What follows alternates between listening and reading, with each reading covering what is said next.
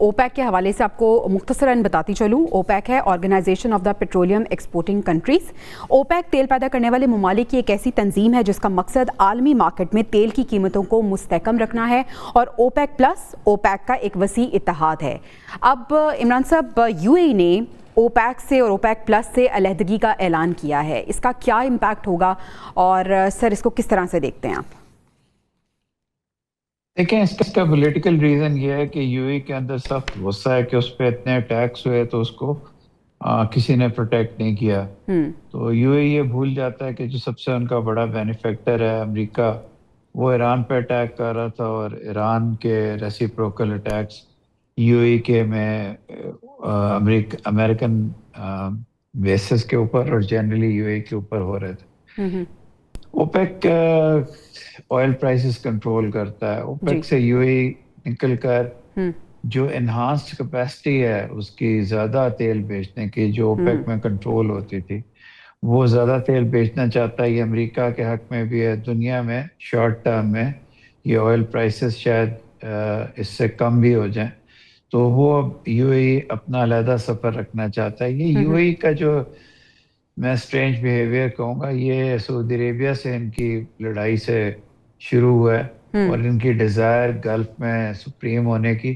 اور اب اس جنگ میں بجائے کہ جنگ کے روٹ کازز کو سمجھیں، وہ چاہتا تھا کہ ایران پہ اٹیک کیا جائے اور ایران کو تہس نہس کر دیا جائے.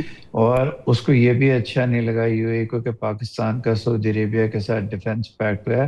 Pakistan I am sure U A کے ساتھ بھی تیار تھا، لیکن ایک قسم کی ضد میں یو اے اب انڈیا اور اسرائیل کے قریب آ رہا ہے. تو اوور آل یو اے کی یہ ایک سیمی انڈیپینڈنٹ، میں تو کہوں گا تھوڑی سی سر پھری سی نئی فورن پالیسی ہے. صحیح. اور وہ مین کنسنسس سے ہٹ رہا ہے.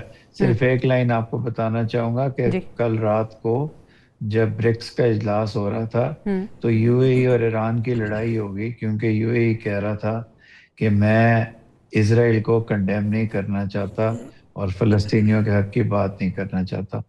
تو یہاں تک حالات خراب ہو گئے. بالکل صحیح. واقع صاحب، یہی سوال میں آپ کے سامنے رکھنا چاہوں گی، کتنا سٹرینج بیہیویئر ہے اس پوری صورتحال میں یو اے کا اوپیک اور اوپیک پلس سے علیحدگی کا انہوں نے اعلان کیا ہے. کیا ثابت کرنا چاہ رہا ہے یو اے؟ اصل میں جو امیدیں یو اے ای کو سعودی عرب سے خاص طور پر اور جو گلف کارپوریشن کونسل ہے اس سے ان کو جو امیدیں تھیں وہ پوری نہیں ہوئیں. اوپیک کے تحت ایک تو ان کا ایک فکس کوٹا ہے جس سے زیادہ وہ پیٹرول جو ہے وہ پمپ آؤٹ نہیں کر سکتے. اس سے پہلے تقریباً 15% جو ہے ٹوٹل اوپیک کا جو پیٹرول ہے وہ یو اے ای پمپ کرتا تھا. لیکن اب انہوں نے یہ سوچا ہے کہ ہم اس آرگنائزیشن سے علیحدہ ہو جائیں اور اپنی مرضی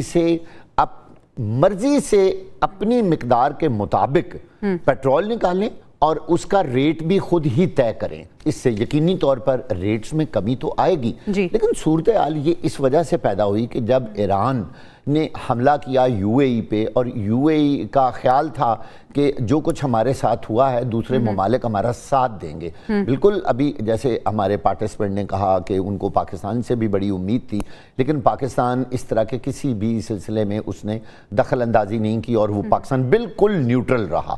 اس کے لیے یو اے بھی ایسے رہا جیسے سعودی عرب تھا. اب موجودہ صورتحال میں یو اے ای نے سوچا کہ میں اوپیک سے علیحدگی اختیار کر لوں.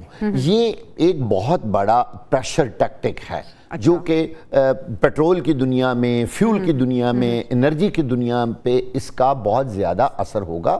یقینی طور پر جب یو اے ای اس طرح اوپیک سے علیحدہ ہو کے اپنی مرضی کے مطابق فیول پمپ آؤٹ کرے گا اور قیمتیں بھی مرضی سے طے کرے گا، تو اوپیک کے اندر ایک اہم جو رکن ہے اس کا علیحدہ ہو جانا اوپیک کے لیے ایک انتہائی سنجیدگی کی بات ہے. یہ ان کے لیے الارمنگ ہے، یہ نہیں ہونا چاہیے تھا. ظاہر ہے ایک یہ بڑی دنیا کی آرگنائزیشن ہے جو فیول کو کنٹرول کرتی ہے، اس فیول جو پوری دنیا کی اکانومی کی شکل اختیار کر چکا ہے.